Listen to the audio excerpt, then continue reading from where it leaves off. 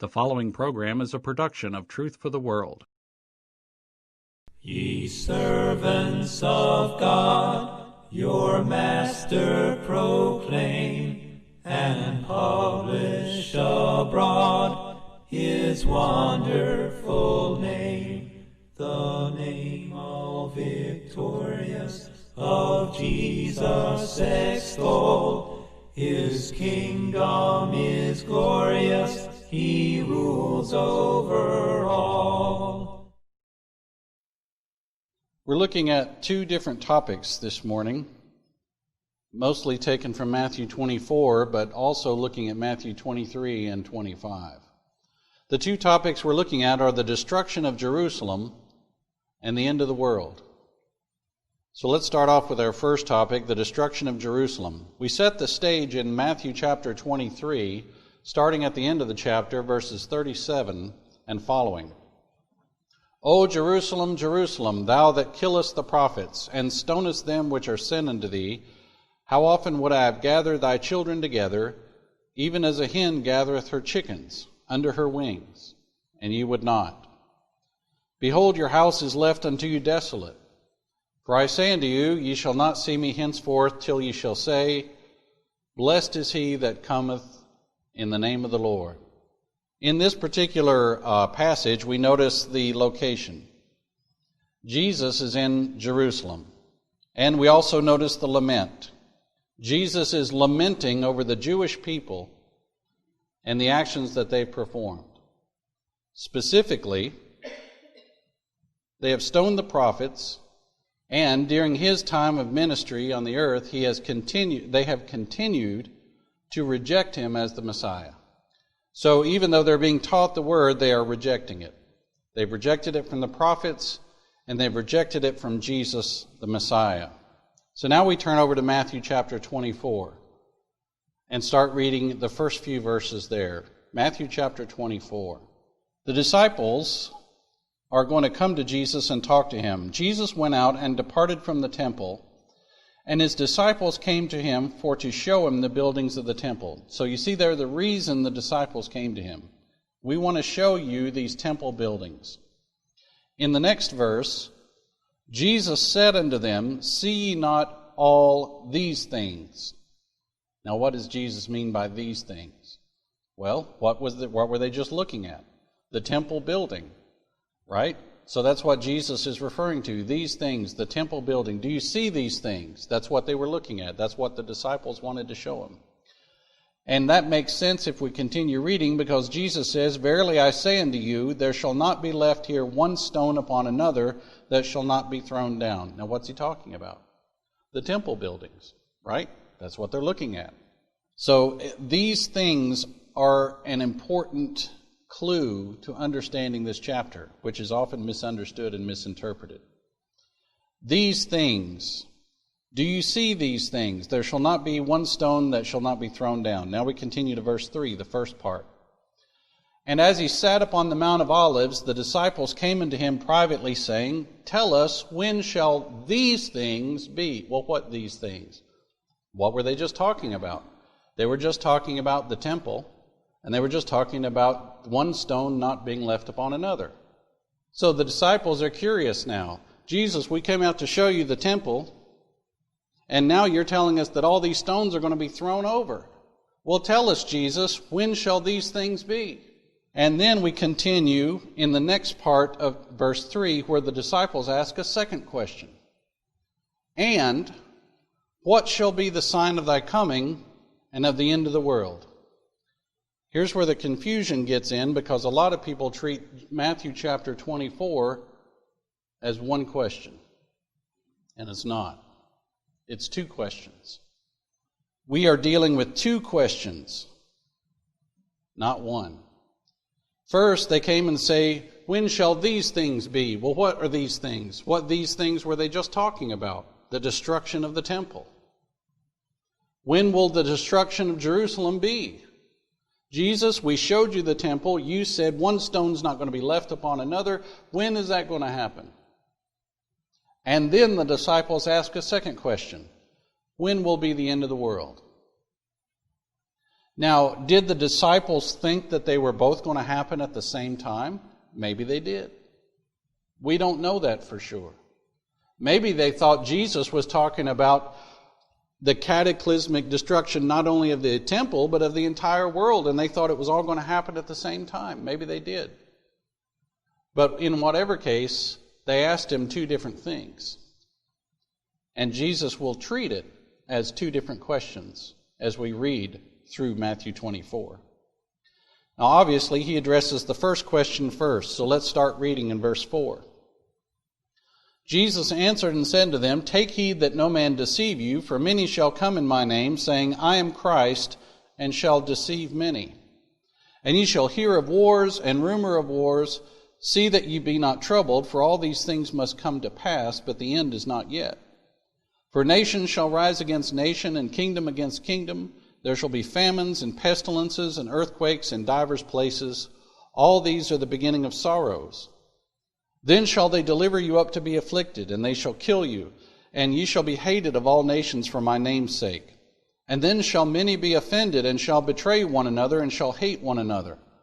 And many false prophets shall rise, and shall deceive many. And because iniquity shall abound, the love of many shall wax cold. But he that shall endure to the end shall be saved. And this gospel of the kingdom shall be preached in all the world for a witness unto all nations, and then shall the end come." Now, Jesus is addressing not the end of the world. He's addressing the first question. When shall these things be? The destruction of Jerusalem. And he proceeds to give signs that would be visible before the city is destroyed. If you look through the verses we just went through, verses 4 and 5, he gives the sign that there will be false Christs, or people claiming to be the Messiah who are not really the Messiah. Christ means the anointed one, the one that we read about in the Old Testament that was prophesied to come. And Jesus says there's going to be other people who claim to be the Messiah besides me. You'll hear wars and rumors of wars. That's verses 6 and 7. And not only wars and rumors of wars, but there'll be famines and earthquakes. You read about that in verse 7. And there's going to be persecution. You're going to get persecuted. And there's going to be apostasies. Apostasies means false doctrine, right? Apostasy is a false doctrine. So people are going to be teaching false doctrines. And the gospel is going to be preached to all people.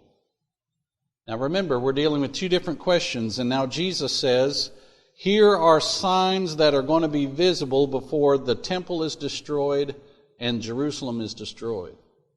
There's going to be false Christs, wars and rumors of wars, famines and earthquakes, persecution, apostasies, and the gospel will be preached to all people. You can get those right from those verses we read there in verse 4 through 14. But that's not all.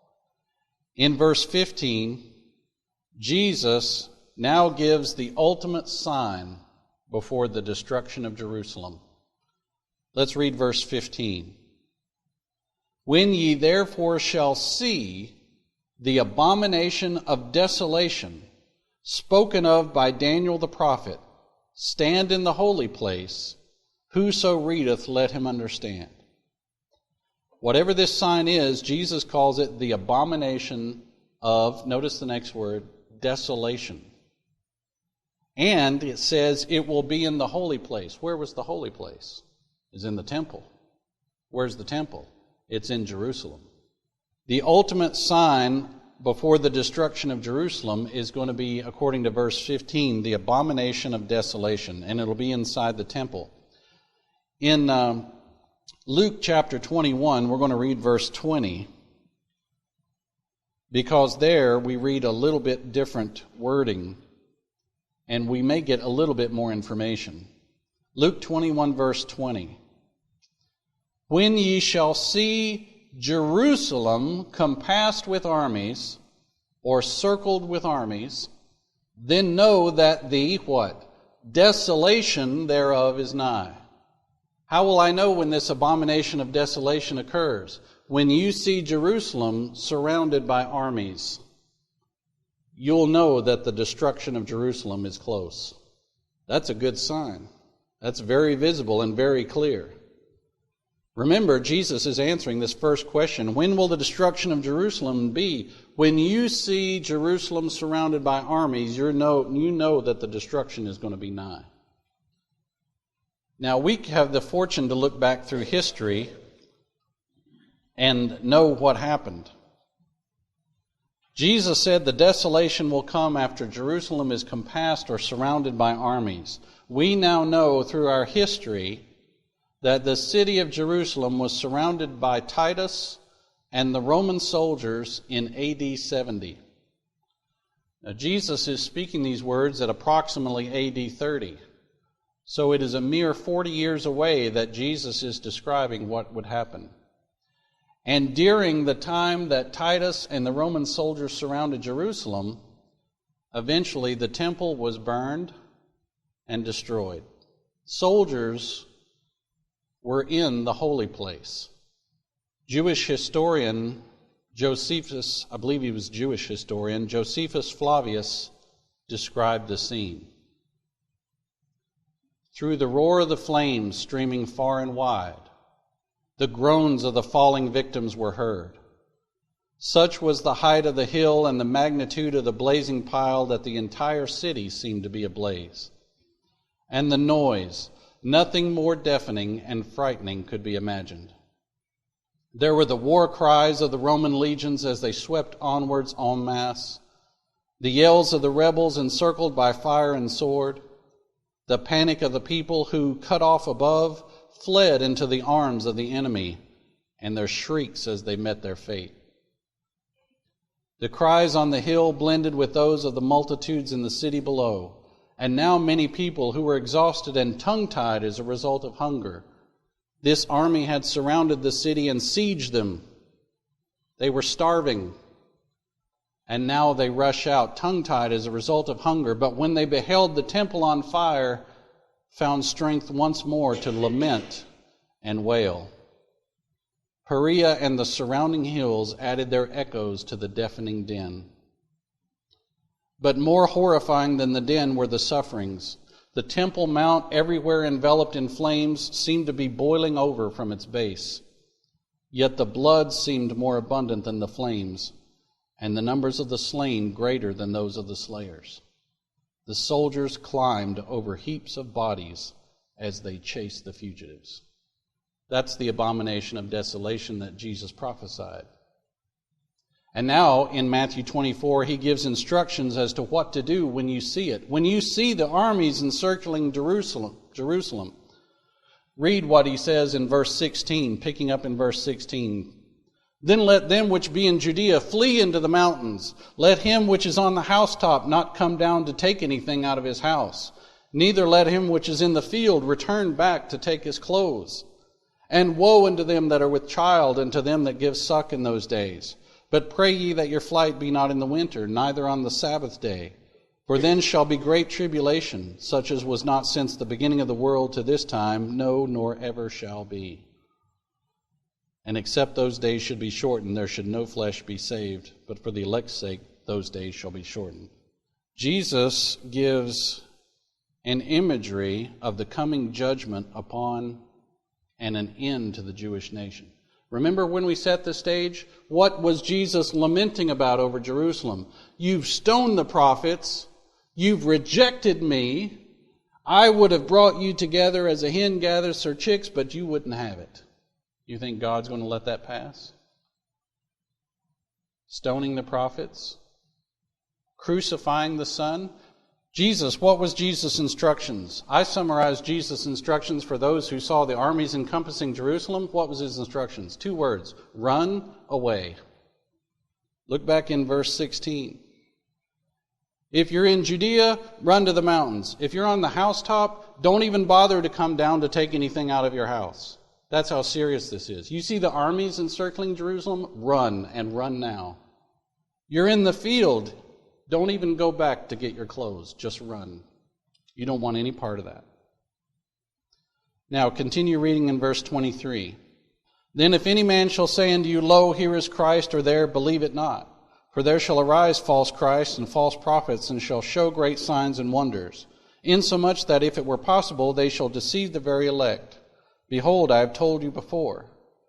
Wherefore, if they shall say unto you, Behold, he is in the desert, go not forth. Behold, he is in the secret chambers, believe it not. For as the lightning cometh out of the east, and shineth even into the west, so shall also the coming of the Son of Man be. For wheresoever the carcass is, there will the eagles be gathered together. Immediately after the tribulation of those days shall the sun be darkened, and the moon shall not give her light, and the stars shall fall from heaven, and the powers of the heavens shall be shaken. And then shall appear the sign of the Son of Man in heaven, and then shall all the tribes of the earth mourn. And they shall see the Son of Man coming in the clouds of heaven with power and great glory. And he shall send his angels with a great sound of a trumpet, and they shall gather together his elect from the four winds, from one end of heaven to the other. Now, what question is Jesus answering? He's still answering the first question. The same imagery that we see, for example, in verse 29, the sun shall be darkened, the moon shall not give her light, the stars shall fall from heaven. We read the same type of thing in reference to the fall of Babylon in Isaiah chapter 13. The stars of heaven and the constellations thereof shall not give their light, the sun shall be darkened, etc., etc. Is that talking about the end of the world? No, Isaiah is talking about the destruction of Babylon. So what are we really seeing here? Imagery of God's justice and punishment upon those who have rejected him. Matthew chapter 24 and verse 30, the sign of the Son of Man in heaven.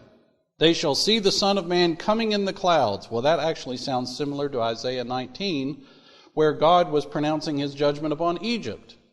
The burden of Egypt, behold, the Lord rideth upon a swift cloud. What is that saying? God's coming down for judgment and punishment. So we can't ignore the context and the similar imagery in order to say, well, he's talking about the end of the world. No, he's still answering the first question about the destruction of Jerusalem. In verses 32 through 34, Jesus even continues talking about the destruction of Jerusalem by saying there's a parable to illustrate that you'll be able to see the signs of destruction. Look at verses 32 through 34. Learn a parable of the fig tree. When his branch is yet tender and putteth forth leaves, ye know that summer is nigh. So likewise ye, when ye shall see all what? These things. What are we talking about? The destruction of Jerusalem. The circling of the armies around the city. Know that it is near, even at the doors. He says, you can look at a fig tree and know that summer is coming. Well, you'll also be able to look at these armies encircling around Jerusalem, and you'll know that the destruction is near. Verily I say unto you, this generation shall not pass till all what? These things shall be fulfilled. Now he goes even so far as to say, not only will you be able to see the signs, but some of you that are standing here living will see it for yourself. Now we know we're not talking about the end of the world, right? He said that same thing over in Matthew 12. The men of Nineveh shall rise in judgment with what? This generation. He's talking about the people that are living. So if he said this in AD 30 and it happened in AD 70, it's very possible that there were people living 40 years after he said it. So let's summarize. When people saw these signs that Jesus told them about, they would know the destruction of Jerusalem was about to occur. He gave them an instruction to run away when they saw the encircling of the city by an army. And the instructions Jesus gave would not make sense if he were answering the second question about the end of the world. What's the point of running away at the end of the world? Where are you going to run? So Jesus is talking about the destruction of Jerusalem. And he said in Matthew 12:41 that this generation would be alive to see it.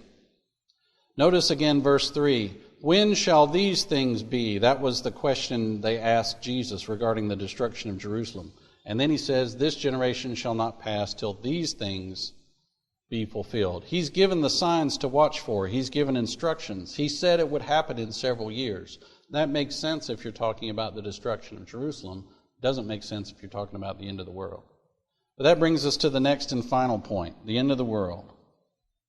Now, Jesus doesn't ignore the second question. He actually answers it. Look at verses 35 and 36. Heaven and earth shall pass away. What does that sound like? Sounds like the end of the world. Now he's talking about the end of the world. Heaven and earth shall pass away, but my word shall not pass away. But of that day and hour knoweth no man, not the angels of heaven, but my Father only. If we look over in Mark chapter 13, we also notice that it says, no, not the angels which are in heaven, neither the Son knows that hour. Apparently, at this point in time, Jesus was not privy to that information yet himself. It was mentioned earlier it wouldn't make sense for Jesus to give signs to watch for if he were talking about the end of the world, and here we may see more of the rationale for that statement. Simply put, if Jesus was not privy to the information about when the end of the world would be, how could he give signs to watch for or what would occur before the end of the world? Continuing in verse 37, as the days of Noah were, so shall also the coming of the Son of Man be. For as in the days that were before the flood, they were eating and drinking, marrying and giving in marriage, until the day that Noah entered into the ark, and knew not until the flood came and took them all away. So shall also the coming of the Son of Man be. Then shall two be in the field, the one shall be taken and the other left. Two women shall be grinding at the mill, the one shall be taken and the other left. Watch therefore, notice this, for ye know not what hour your Lord doth come. Notice the contrast between the other things. Watch for these signs, because when you see these signs, you'll know the destruction of Jerusalem is coming. But what does he say here? You don't know when this is coming. If the goodman of the house had known in what watch the thief would come, he would have watched and would not have suffered his house to be broken up. Therefore be ye also ready, for in such an hour as ye think not, the Son of Man cometh. Not only do you not know when it's going to happen when you don't expect it to happen. That's very different than giving you signs to look for. See that? Here's the signs to watch for, and you know this is coming. Here he says you don't know when it's coming, and it's going to come when you don't even think it will. Blessed is that servant whom his Lord, when he cometh, shall find so doing. Verily I say unto you that he shall make him ruler over all his goods. But and if that evil servant shall say in his heart, my Lord delayeth his coming, and shall begin to smite his fellow servants, to eat and drink with the drunken, the Lord of that servant shall come in a day when he looketh not for him, and in an hour that he is not aware of, and shall cut him asunder and appoint him his portion with the hypocrites. There shall be weeping and gnashing of teeth. Again, in verse 33, when you see these things, you know that it's near. Verse 42, watch because you don't know when it's coming. Two different things. Destruction of Jerusalem versus the end of the world. Verse 44, it'll happen in a time when you don't even expect it. And then chapter 25, as we briefly finish. And he gives parables for the end of the world. The first parable is the parable of the 10 virgins. The kingdom of heaven is like to 10 virgins which took their lamps and went forth to meet the bridegroom. 5 were wise and 5 were foolish. They that were foolish took their lamps and took no oil with them.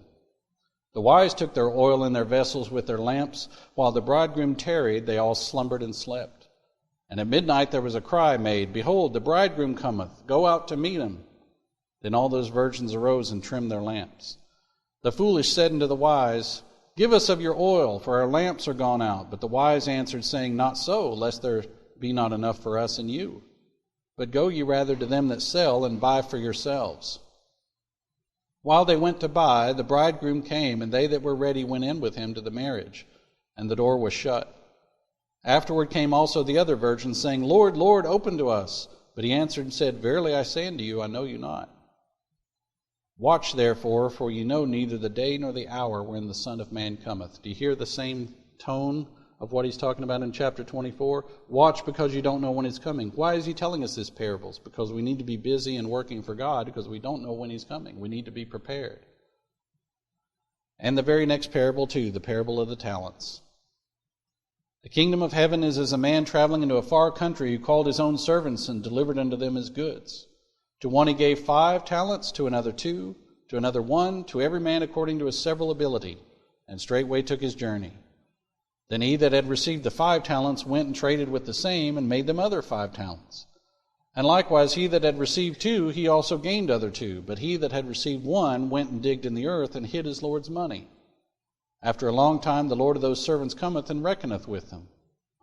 So he that had received 5 talents came and brought other 5 talents, saying, Lord, thou deliverest unto me 5 talents. Behold, I have gained beside them 5 talents more. His Lord said to him, Well done, thou good and faithful servant. Thou hast been faithful over a few things. I will make thee ruler over many things. Enter thou into the joy of the Lord. He also that had received 2 talents came and said, Lord, thou deliverest unto me 2 talents. Behold, I have gained 2 other talents beside them. His Lord said unto him, Well done, good and faithful servant. Thou hast been faithful over a few things, I will make thee ruler over many things. Enter thou into the joy of thy Lord. Then he which had received the 1 talent came and said, Lord, I knew thee that thou art a hard man, reaping where thou hast not sown, and gathering where thou hast not strawed. And I was afraid, and went and hid thy talent in the earth. Lo, there thou hast that is thine. His Lord answered and said unto him, Thou wicked and slothful servant, thou knewest that I reap where I sowed not, and gather where I have not strawed. Thou oughtest therefore to have put my money to the exchangers, and then at my coming I should have received mine own with usury. Take therefore the talent from him, and give it unto him which hath 10 talents. For unto every one that hath shall be given, and he shall have abundance. But from him that hath not shall be taken away even that which he hath. And cast ye the unprofitable servant into outer darkness. There shall be weeping and gnashing of teeth. And in the last few verses that we read in Matthew 25 for this lesson, Jesus talks about that final judgment. When the Son of Man shall come in his glory, and all the holy angels with him, then shall he sit upon the throne of his glory, and before him shall be gathered all nations. And he shall separate them one from another, as a shepherd divideth his sheep from the goats. And he shall set the sheep on his right hand, but the goats on the left. Then shall the king say unto them on his right hand, Come, ye blessed of my Father, inherit the kingdom prepared for you from the foundation of the world. For I was an hungered, and ye gave me meat. I was thirsty, and ye gave me drink. I was a stranger, and ye took me in. Naked, and ye clothed me. I was sick, and ye visited me. I was in prison, and ye came unto me. Then shall the righteous answer him, saying, Lord, when saw we thee an hungered and fed thee, or thirsty and gave thee drink? When saw we thee a stranger and took thee in, or naked and clothed thee? Or when saw we thee sick or in prison and came unto thee? The king shall answer and say unto them, Verily I say unto you, inasmuch as ye have done it unto one of the least of these my brethren, ye have done it unto me. Then shall he say also unto them on the left hand, Depart from me, ye cursed, into his everlasting fire, prepared for the devil and his angels. For I was an hungered, and ye gave me no meat. I was thirsty, and ye gave me no drink. I was a stranger, and ye took me not in. Naked, and ye clothed me not. Sick and in prison, and ye visited me not. Then shall they answer him, saying, Lord, when saw we thee an hungered, or athirst, or a stranger, or naked, or sick, or in prison, and did not minister unto thee? Then shall he answer them, saying, Verily I say unto you, inasmuch as ye did it not unto one of the least of these, ye did it not to me. And these shall go away into everlasting punishment, but the righteous into life eternal. There's your judgment day scene. There's what's going to happen at the end of the world, the final judgment. If you would like a free Bible correspondence course, then write us at Truth for the World, P.O. Box 241, Bethel Springs, Tennessee, 38315, the United States of America. Or visit us online at truthfortheworld.org.